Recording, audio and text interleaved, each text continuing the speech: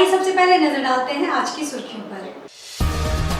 झारखंड विधानसभा द्वारा झारखंड प्रतियोगिता परीक्षा विधेयक 2023 को पारित किए जाने के विरोध एवं राज्य सरकार की वादाखिलाफी के विरोध में भारतीय जनता युवा मोर्चा ने मशाल जुलूस निकालकर किया प्रदर्शन। राहुल गांधी पर मानहानि के मुकदमे में सजा पर रोक का सुप्रीम कोर्ट के फैसले से कांग्रेस जनों ने खुशी, लड्डू वितरण कर किया खुशी का इजहार। इरफान अंसारी द्वारा की गई टिप्पणी के विरोध में भारतीय जनता पार्टी एसटी ने इरफान अंसारी का पुतला दहन कर जताया विरोध। झारखंड विधानसभा द्वारा झारखंड प्रतियोगी परीक्षा विधेयक 2023 को पारित किए जाने के खिलाफ एवं राज्य सरकार की वादाखिलाफी से आक्रोशित भारतीय जनता युवा मोर्चा द्वारा जमशेदपुर में मशाल जुलूस निकालकर प्रदर्शन किया गया। इस मशाल जुलूस में भारतीय जनता युवा मोर्चा के प्रदेश अध्यक्ष किशलय तिवारी भी मौजूद रहे। राज्य सरकार की नीतियों के खिलाफ इन्होंने जमकर नारेबाजी की। साथ ही हेमंत सरकार पर युवाओं के साथ वादाखिलाफी का आरोप भी लगाया। इन्होंने कहा कि इस विधेयक को जल्दबाजी में पारित किया गया है, जबकि इससे नुकसान केवल युवाओं को होगा। झारखंड राज्य सरकार ने युवाओं को रोजगार देने का वादा किया था, लेकिन ठीक इसके विपरीत कार्य राज्य सरकार कर रही है और इसी का विरोध भारतीय जनता युवा मोर्चा कर रही है। कुछ दिन पहले झारखंड की सरकार ने 26,001 सहायक आचार्यों की भर्ती का विज्ञापन निकाला है। आप सभी के माध्यम से मैं बोलना बताना चाहता हूँ, माइक नीचे बंद करिए। 2016 से इस राज्य में टेट का एग्जाम नहीं हुआ है। हमारे लाखों ऐसे झारखंडी मूलवासी आदिवासी बच्चे अपने मेधा के दम पे बीएड और डीएड के एग्जाम पास करके सीएट क्वालिफाई किए हैं, लेकिन झारखंड की सरकार ने, तानाशाही सरकार ने सीटेट के एग्जाम को भी मान्यता प्राप्त नहीं दिया। उन्हें कहा कि ऐसे युवाओं को हम झारखंड के सहायक आचार्य की परीक्षा में बैठने की अनुमति नहीं देंगे। और कल की विधानसभा ने एक काला दिन देखा है। प्रतियोगी परीक्षा 2023 का विधेयक एक तरह से क्रूरता का चरम पराकाष्ठा है। कोई भी छात्र, नौजवान जो परीक्षा में बैठना चाहता है, यदि उसको झारखंड के सरकार के परीक्षा की नीति पे शक होगा तो झारखंड की सरकार, हेमंत सोरेन की सरकार बिना किसी जांच के, बिना किसी निर्णय के सीधा उसको 10 साल के लिए जेल के अंदर भेजने का कार्य कर रही है। हम सारे के सारे लोग इस बात को ये मांग करने के लिए यहाँ पे आए हैं कि ये जो काला कानून है उसको अविलंब वापस लिया जाए और ये जो सीटेट हमारे झारखंडी पास अभ्यर्थी हैं उनको भी सहायक आचार्य की परीक्षा में बैठने की अनुमति दिया जाए। लाखों लोग बेरोजगार हैं, तड़प रहे हैं, तरस रहे हैं। नियोजन नीति नहीं है, स्थानीय नीति नहीं है। आपका वादा था 1 साल में 5 लाख लोगों को नौकरी देंगे, वो वादा समाप्त हो गया। आपने वादा किया था बेरोजगारी भत्ता देंगे, वो भी समाप्त हो गया। और तो और बेशर्म की भांति मुख्यमंत्री सत्ता में आज भी बैठे हुए हैं। आपके इस रैली के माध्यम से हेमंत सोरेन सरकार को, इनके सारे मंत्रियों को यह आगाह कर देना चाहता हूं और उनको एक बात स्पष्ट कर देना चाहता हूं कि सूरज कितना भी तेज चमक ले, समुद्र को सुखा पाने की क्षमता उसके अंदर नहीं होती है। राज्य की युवाओं ने तय कर लिया है, जब तक इस निकम्मी सरकार को उखाड़ के नहीं फेंकेंगे हम चैन की सांस नहीं लेंगे। राहुल गांधी पर मानहानि के मुकदमे में सजा पर रोक का सुप्रीम कोर्ट के फैसले का असर कांग्रेसियों में देखने को मिल रहा है। इस फैसले को लेकर कांग्रेस जनों द्वारा बिष्टुपुर एवं साकची में लड्डू का वितरण कर खुशी का इजहार किया गया। सुप्रीम कोर्ट ने राहुल गांधी के निचली अदालत में मिली 2 साल की सजा पर रोक लगा दी है। इस आदेश के बाद उनकी लोकसभा की सदस्यता बरकरार होना तय माना जा रहा है। इसी को लेकर कांग्रेस में खुशी की लहर दौड़ गई है। आज इसी क्रम में कांग्रेस जनों ने बिष्टुपुर एवं साकची के क्षेत्रों में लड्डू का वितरण कर अपनी खुशी का इजहार किया। विशेष करके हमारे लिए नहीं, ये हिंदुस्तान के तमाम नागरिकों के लिए खुशी की बात है, क्योंकि सुप्रीम कोर्ट ने स्पष्ट ये गुजरात कोर्ट को बता दिया कि आपके द्वारा दिया गया निर्णय में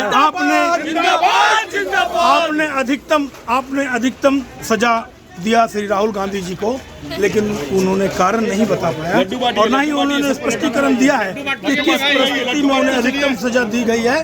तो उन्हें इसीलिए उसका फायदा देते हुए सुप्रीम कोर्ट ने उन्हें रिहाई किया और ये मोदी सरकार की हार है और मोदी सरकार को ये समझना होगा, क्योंकि ये निर्णय आप राहुल गांधी से जोड़कर देख रहे हैं, लेकिन ये निर्णय आप देश से जोड़कर देखिए, क्योंकि ये निर्णय भारतीय जनता पार्टी को मुंह के बल गिराया है। और हमारे ने राहुल गांधी जी का, मैं सुप्रीम कोर्ट का निर्णय का पूर्ण रूप से स्वागत करता हूं। और जैसा कि आप जानते हैं कि इस देश में नफरत को मिटाने के लिए राहुल गांधी जी मोहब्बत का पैगाम लेके चले थे, और सत्य को कोई परेशान कर सकता है, सत्य को पराजित नहीं कर सकता। इसीलिए हम लोग पूरे इस निर्णय से, पूरे कांग्रेस जन, पूरे देश के एक एक नागरिक इस निर्णय को पूरे दिल के गहराई से मना रहे हैं। जैसा कि आप देख सकते हैं कि कार्यकारी नगर अध्यक्ष धर्मेंद्र सोनकर के आदेश अनुसार रिजवी छप्पन जी के नेतृत्व में पूरा जश्न मनाया जा रहा है। कांग्रेस जन पूरे गगनचुंबी नारों के साथ लड्डू का वितरण किया जा रहा है। इस देश में लोकतंत्र, संविधान, सबको बचाने का काम, पीड़ा सिर्फ राहुल गांधी जी ने उठा रखा है। इस देश में शोषित, पीड़ित, दलित, मैदान पे सबसे पिछड़ी जाति के लोगों का आवाज़ भी संसद तक पहुंचाने का काम सिर्फ और सिर्फ राहुल गांधी जी कर रहे हैं, जिसको रोकने के साजिश के तहत, षड्यंत्र के तहत भाजपा और आरएसएस की सरकार कोशिश कर रही थी, जिसे सुप्रीम कोर्ट ने आज संज्ञान में लेते हुए निर्णय लाया, जिसका खुशी का इजहार हम लोग सारे कांग्रेस कार्यकर्ता कर रहे हैं। और आखिरी में मैं एक बात कहूँगा कि अब तैयार रहें, सवालों का आंधी आने वाला है, क्योंकि संसद में राहुल गांधी आने वाला। राहुल गांधी जिंदाबाद। कांग्रेस के विधायक इरफान अंसारी द्वारा भारतीय जनता पार्टी के प्रदेश अध्यक्ष बाबूलाल मरांडी के खिलाफ बयान देने का मामला तूल पकड़ने लगा है। इसको लेकर भारतीय जनता पार्टी मोर्चा के द्वारा साकची गोलचक्कर में इरफान अंसारी का पुतला फूंका गया और अविलंब माफी मांगने को कहा गया। भारतीय जनता पार्टी द्वारा आज साकची गोलचक्कर में कांग्रेस के विधायक इरफान अंसारी का पुतला फूंका गया। बीजेपी नेताओं ने कहा कि सिद्धू कानू, चांद भैरव, भगवान बिरसा मुंडा ने अंग्रेजों को भगाया था, फिर भानुशाली ने कैसे कह दिया कि आदिवासी इतने तेज कैसे हो गए। इधर अंसारी के बयान पर पूरे राज्य में बवाल शुरू हो गया है। आज माननीय विधायक इरफान अंसारी के द्वारा जो हमारे प्रदेश अध्यक्ष श्री बाबूलाल मरांडी का संबंध में जो आदिवासी के नाम पर जो भला बुरा कहा, जिन्होंने आज ये लोग कि आदिवासी लोगों के पास इतना बुद्धि आया कैसे, बाबूलाल मरांडी के पास कैसे इतना बुद्धि आया, आदिवासी होने के नाते बुद्धि तो नहीं आना चाहिए, इस तरह का जो बयानबाजी किया है, इसमें झारखंड के सारे आदिवासी लोग जो है इसका ऊपर आक्रोशित है। और उस आक्रोशित में आज भाजपा के सारे एसटी मोर्चा के लोगों सब पूरे झारखंड में आज उसका पुतला दहन किया जा रहा है। और उसको ये सोचना चाहिए, ये होना चाहिए कि जब अंग्रेज लोग था, हमारे जो भगवान बिरसा मुंडा जी का आंदोलन से ही आज इस यहाँ से अंग्रेज लोग भगाया है। उसमें सिद्धू कानू थे, चांद भैरव थे, आदिवासी लोगों के द्वारा ही न भगाया गया। जिला 20 सूत्रीय प्रतिनिधि मंडल आज जमशेदपुर प्रखंड पहुंचे और बीडीओ सीओ से मुलाकात की। इस प्रतिनिधि मंडल ने सरकार के द्वारा चलाई जा रही योजनाओं की जानकारी ली। 20 सूत्रीय उपाध्यक्ष मोहन कर्माकर के नेतृत्व में एक प्रतिनिधि मंडल प्रखंड कार्यालय पहुंचा और वहां सरकार की चल रही योजनाओं की जानकारी ली। सरकार द्वारा चलाई जा रही योजनाएं कितनी धरातल पर उतरी हैं, उसकी जानकारी ली और आगे के लिए दिशा निर्देश दिया। मोहन कर्माकर ने बताया कि सरकार द्वारा चलाई गई योजनाएं सुदूर गांव में पहुंच रही हैं कि नहीं, इसकी जानकारी ली गई। माननीय राज्य के मुख्यमंत्री हेमंत सोरेन जी के द्वारा या हमारे गठबंधन दल के द्वारा जो भी पूरे झारखंड में योजनाएं चलाई जा रही है और ख़ास करके हमारे इस पूर्वी सिंहभूम जिला में जो भी योजना चल रहा है या जमशेदपुर प्रखंड के अंतर्गत उस योजना का लाभ कैसे हमारे सुदूर ग्रामीण एरिया के लोगों को मिल सके या जो भी लाभुक है उसको समय अनुसार उसका सारा इसका योजना का लाभ उसको मिल सके, इन तमाम चीज़ों को लेकर के आज एक प्रकार से हम लोग इसको निरीक्षण कहिए, चाहे इसको समीक्षा बैठक कहिए या एक जो होता है कि कटसी भेंट मुलाकात, इस तरह का हम लोग आज एक दौरा किए। और बीडीओ साहब दूसरे कार्य में वो बेचारा व्यस्त है और इसीलिए सीओ के साथ हम लोग बैठ करके करीब बहुत सारा चीज़ को लेकर के डिस्कस किए। हर विभाग की थोड़ा सा हम लोग समीक्षा भी किए। इसको हम लोग फिर 15 दिन के बाद हम लोग इसमें बैठेंगे और बैठ करके उसमें विस्तार पूर्वक सभी योजनाओं पर हम लोग चर्चा करेंगे और वो कैसे धरातल पर एक समय अनुसार वो योजना का लाभ लोगों को मिल सके, उसको लेकर के हम लोग उस दिन डिस्कस भी हम लोग करेंगे। अभी हम लोग डीपली कोई चीज़ पर उतना समीक्षा अभी नहीं की, अभी भरवाली हम लोग ये एक बातचीत इस तरह का किए, लेकिन जब हम लोग 15 दिन बाद बैठेंगे तो उस समय एक एक विषय पर, एक एक योजना पर हम लोग थोड़ा सा डीपली डिस्कस करेंगे और उसमें कौन सा योजना कितना सफलीभूत हुआ है, कौन सा बाकी है तो क्यों बाकी है, इन सारी चीज़ों को देखेंगे और उसको एक समय अनुसार कैसे उसको योजना का लाभ लोगों को दे सके, इन तमाम चीज़ों को ध्यान में रखते हुए पूरे देश के होमगार्ड जवानों ने होमगार्ड एक्ट की संशोधन की मांग को लेकर एक अभियान चलाया है ताकि उन्हें उचित न्याय मिल सके। अपनी मांगों को लेकर होमगार्ड जवानों ने प्रधानमंत्री एवं गृह मंत्री के समक्ष भी अपनी मांगे रखी हैं। भारतवर्ष में होमगार्ड एक्ट में संशोधन की मांग को लेकर देश भर के लगभग 8 लाख होमगार्ड जवान एकत्रित होने लगे हैं। इनको लेकर विगत वर्षों से प्रचार अभियान चलाया गया, लेकिन अभी तक सिर्फ आश्वासन ही मिल रहा है। लॉ नगरी जमशेदपुर से गृह रक्षा वाहिनी लोक सेवा संघ के प्रदेश प्रवक्ता कमल शर्मा ने बताया, होमगार्ड एक्ट में संशोधन की मांग को लेकर देश के प्रधानमंत्री एवं गृह मंत्री को ट्विटर ग्रुप के माध्यम से जानकारी दी जा रही है। इससे पूर्व राज्य के पूर्व मुख्यमंत्री रघुवर दास और सांसद विद्युत वरण महतो के नाम मांग पत्र सौंपा गया। राज्य के दोनों वरीय नेताओं ने गृह मंत्री के नाम पत्र लिखे हैं, लेकिन अभी तक कोई जवाब प्राप्त नहीं हुआ। गृह रक्षकों को जागृत करने के लिए भारतीय राष्ट्रीय मजदूर संघ के अध्यक्ष शांता प्रकाश जाटव के नेतृत्व में अभियान चलाया जा रहा है ताकि पूरे भारतवर्ष के रक्षकों को उचित न्याय मिल सके। श्री शर्मा ने देश के प्रधानमंत्री और गृह मंत्री से होमगार्ड एक्ट में संशोधन के लिए आग्रह किया। होमगार्ड एक्ट में संशोधन की मांग को लेकर पूरे भारतवर्ष में हमारे जाटावा जी के नेतृत्व में राज्य स्तर पे और एक हमारा ट्विटर ग्रुप भी चल रहा है, all India home guard Twitter group. इस ट्विटर ग्रुप के माध्यम से भी हम लोग निरंतर प्रतिदिन आदरणीय प्रधानमंत्री जी, आदरणीय गृह मंत्री जी अमित शाह जी को लगातार ट्विटर के माध्यम से अपनी व्यथा को सुना रहे हैं और हम लोग ये डिमांड कर रहे हैं कि होमगार्ड एक्ट में संशोधन किया जाए। और इस संदर्भ में हमने हमारे स्थानीय सांसद विद्युत वरण महतो जी को भी अपनी समस्या से अवगत कराया और उनके द्वारा एक पत्र गृह मंत्री जी को संबोधित पत्र भी लिखा गया। भाजपा के राष्ट्रीय उपाध्यक्ष और झारखंड के पूर्व मुख्यमंत्री श्री रघुवर दास जी को भी हमने अपनी इसी समस्या से अवगत कराया और श्री रघुवर दास जी के द्वारा और जो राष्ट्रीय उपाध्यक्ष हैं भाजपा के, उनके द्वारा भी माननीय गृह मंत्री जी को अपने लेटर हेड में इन दोनों के द्वारा लिख के दिया गया। और इस संबंध में हमने लगातार अपने व्यक्तिगत रूप से भी हमने पत्र लिखा माननीय प्रधानमंत्री जी को और माननीय गृह मंत्री जी को, और हमने आरटीआई भी लगाया। लेकिन जो आरटीआई का जो जवाब हमको मिल रहा है उसमें ये चीज़ स्पष्ट नहीं किया। हमने कहा कि भाई ये जो पत्र हमने भेजा है और हमारे सांसद महोदय और राष्ट्रीय उपाध्यक्ष जो हैं भाजपा के माननीय पूर्व मुख्यमंत्री रघुवर दास जी के द्वारा जो अपने लेटर हेड में लिख के दिया गया है माननीय गृह मंत्री जी को, हमने उस संबंध में कहा कि और उन लोगों के द्वारा मुझे जवाब भी दिया गया कि आपका लेटर गृह मंत्रालय को प्रेषित कर दिया गया, लेकिन ये स्पष्ट नहीं कर रहा कि उसमें क्या कार्रवाई हुई।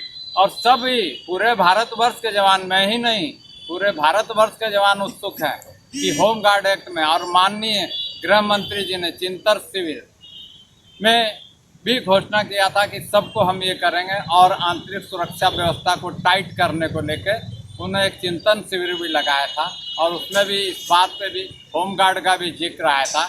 और हम लोग तमाम भारतवर्ष के होमगार्ड को, और आज पूरे भारतवर्ष में होमगार्ड की संख्या लगभग 8 लाख की संख्या है पूरे, उसमें सबकी उत्सुकता बनी हुई है। और हम लोग चाहेंगे, माननीय प्रधानमंत्री जी से आग्रह करेंगे कि सारे होमगार्ड पूरे भारतवर्ष के आपसे गुहार लगा रहे हैं और इतने पत्राचार किए हैं, इतने पूरे भारतवर्ष से पत्राचार किया गया है कि होमगार्ड एक्ट में संशोधन की मांग को लेकर, और हम चाहेंगे कि उनसे आग्रह करेंगे कि सारे भारतवर्ष के होमगार्ड जवानों की पुकार सुने, हमारी भी व्यथा है, हमारा भी दुख दर्द सुना जाए और होमगार्ड एक्ट में संशोधन किया जाए जिससे होमगार्ड भी खुशहाल हो सके।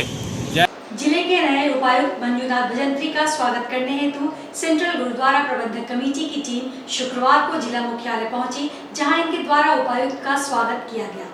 CGPC के सदस्यों ने कहा कि जिले के उपायुक्त का अभिनंदन व स्वागत उनके द्वारा किया गया।